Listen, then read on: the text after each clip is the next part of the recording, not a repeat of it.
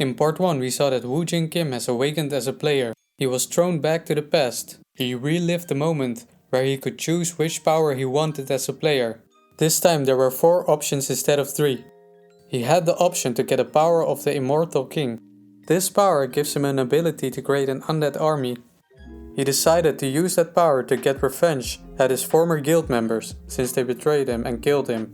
He accepted the fact that people were going to see him as a monster since he was going to hunt down heroes. Back to today's chapter, where he's getting offered a contract to work at a guild. He realizes that his payment per cleared dungeon will be too low to buy any item. He wants to prove his credibility as a player to the guild. They show him a few skills where he can choose from, and not every player has the power to unlock them. At the table, he sees one powerful skill, the Hemotoxin. This gives him the power to use his own blood as poison. He could easily kill the monsters with it, so he rips the page which activates the skill. He starts to glow and the guild negotiator is impressed. He actually acquired the skill Hemotoxin, without any help. He reflects at his past. He thinks about one of his first missions. He noticed that they were gossiping about him since the start. They tell that Woo Jin Kim has the most shitty character from the whole guild. They do not pay attention to the battle, but Woo Jin Kim does. He tells them to prepare for upcoming enemies. His alarm goes off and we're back to present again. He is amazed that he still can sleep and dream while he has been sent back to the past without any explanation. He figures that they are still alive and he will meet them soon. He's heading to a guarded area with armed soldiers. His current guild members are already gathering. Not everyone is there yet. A lot of people came early. Woo Jin Kim is the only one who is left to come. It's the first raid for the most of them, but they already have someone they look up to. Jusup is the only one with experience. This is his 4th target. They realize that there is one person left to come. They hear a car racing towards them.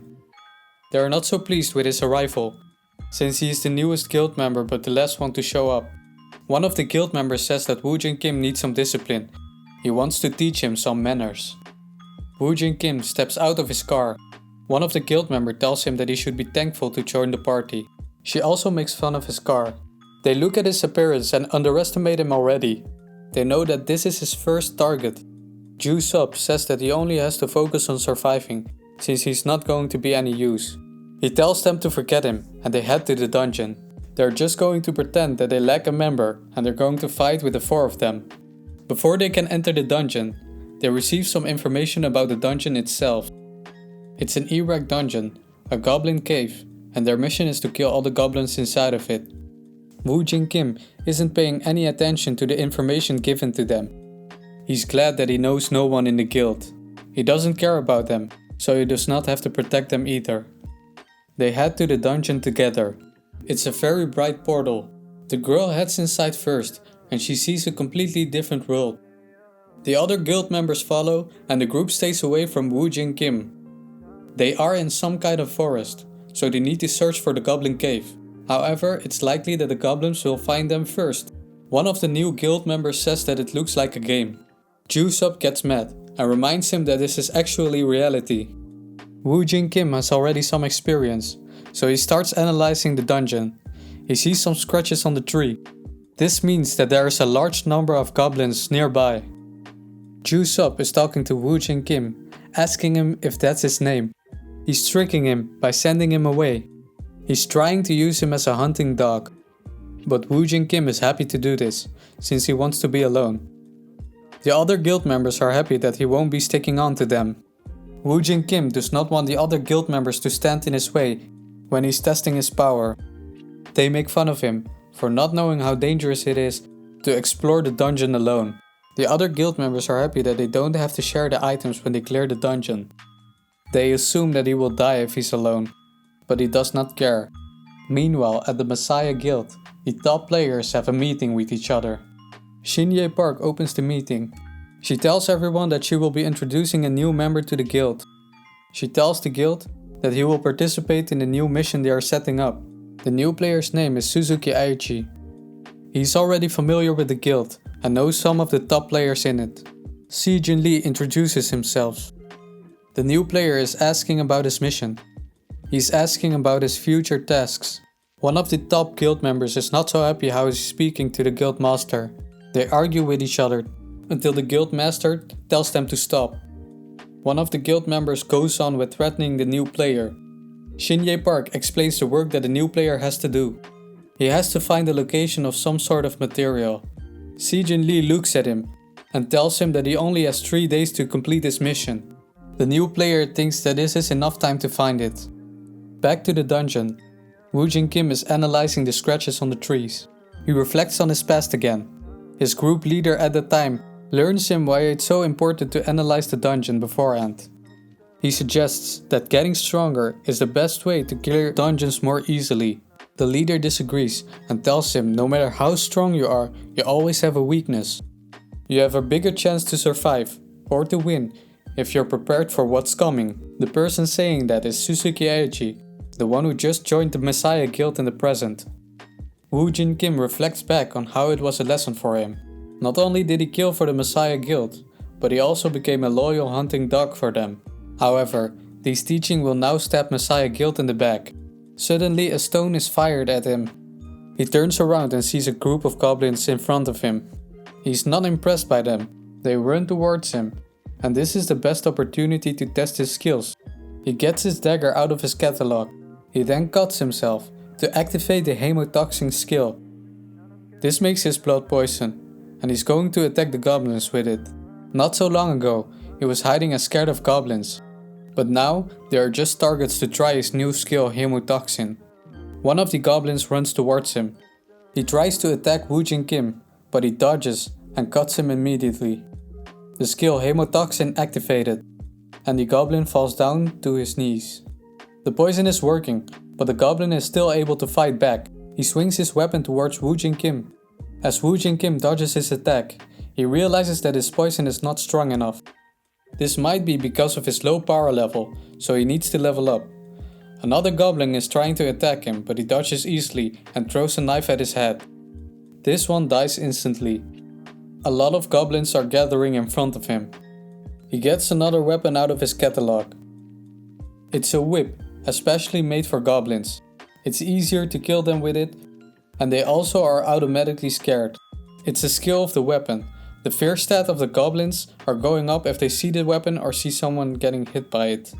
The strength and combat of the user is also going up.